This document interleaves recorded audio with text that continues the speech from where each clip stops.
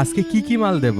ওই রুটি দেন 10টা আর লাড্ডু দেন 4 প্যাকেট। একই ভাই আমার ছেলে ফ্যামিলি প্ল্যানিং এ চাকরি পেয়েছে। যাক আলহামদুলিল্লাহ।